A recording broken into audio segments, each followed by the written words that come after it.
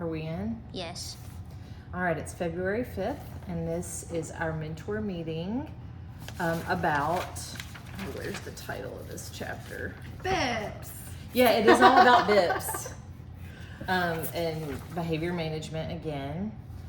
And so I was provided with a case study of Max, a 10th grader with autism who has trouble staying on task.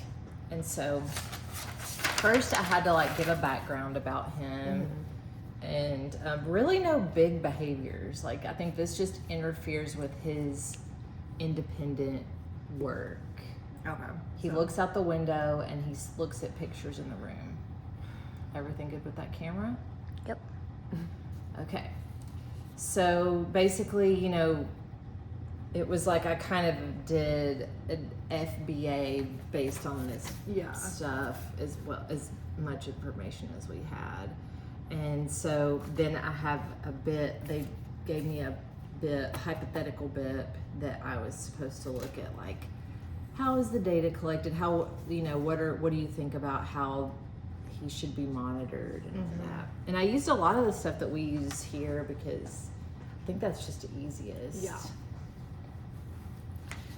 Some of the things I had trouble with were this question. It talked about addressing ethical considerations relevant to implementing BIPs.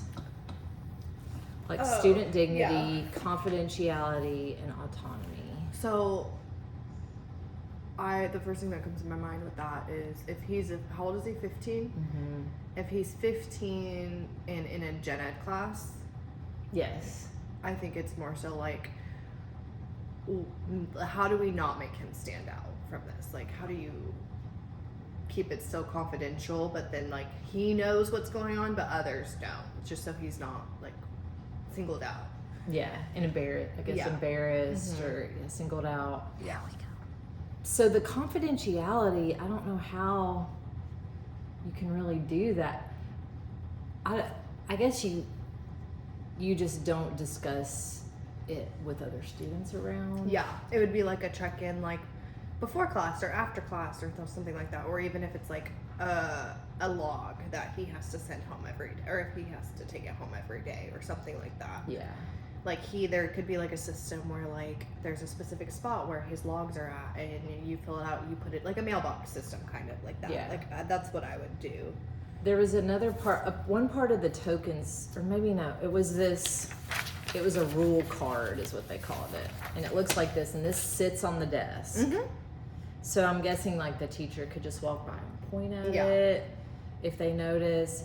But okay, so that would make sense on the ethical part. Even if you could take this rule card and it could be on the desk, or you could turn this into a student contract that stays in the front part of his binder, or the back part where it's always visible. Yeah. Or something like that too. Just somewhere where they make sure he sees it. Just a little typed blurb somewhere. Yeah. Yeah. That was, the other one was ethical dilemmas with other challenging behaviors in the classroom environment. Reflect on ethical dilemmas of professional. And this, of course, is assuming gen ed. Yeah. Because we have a lot of behaviors in this room, but when we are in a gen ed class and students do start having behaviors, you really can't be confidential, and students are going to go home and tell their parents probably what you do and what happened. I mean, my kids have come home and told me things that have happened and what the teacher did. And I think that's just more so okay, if the kid is acting out, you're not going to be what are you doing in front of everybody. I think it's more so that, and hey, staying calm. little snippets that you can do, or with that classroom rule thing, you're right, pointing it at the desk or whatever it might be. Yeah. I feel that's how you would deal with something like that. And I know when you have safety issues, if you have to evacuate your That's class, a whole different story. Yeah, it's kind of there is some confidentiality there too, because I even know at my daughter's school, like they've had some serious safety things, like police involvement, and they do not share details with the parents. Wow. They do not give names. They Yeah. do not share exact information. So, because they are trying to protect the kid should Yeah. the allegation against them, or, you know, should the behavior or whatever not even, you know, sometimes Yeah. it's a kid saying, this kid did this, or, so I see where you, like, when you have challenging behaviors, you want to, like, not single kids out, and Yeah. then they're the bad kid at school that all the kids tell their parents about.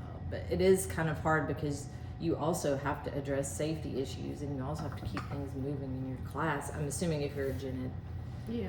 teacher. So those are the things that that I had trouble with on this assignment. Also, I felt like this BIP, like the BIP we did at school, the 2 BIPs that we've done so far were much more involved.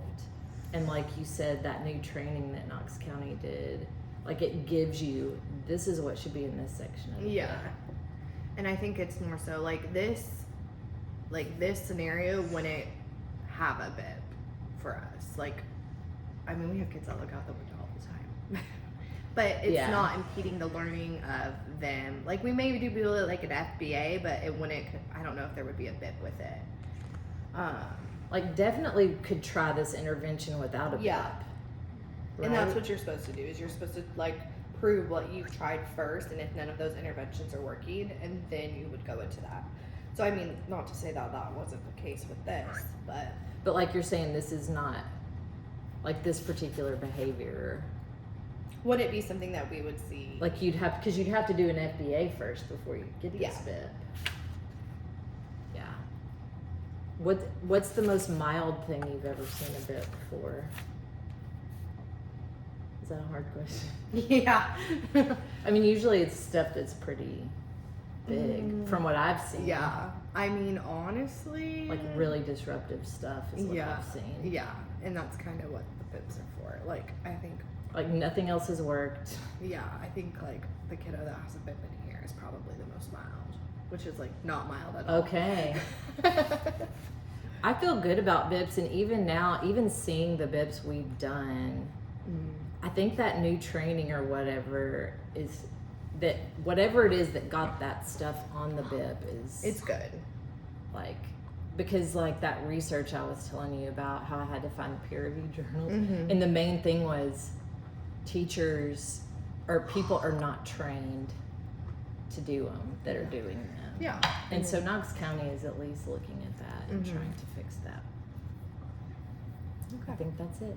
Okay.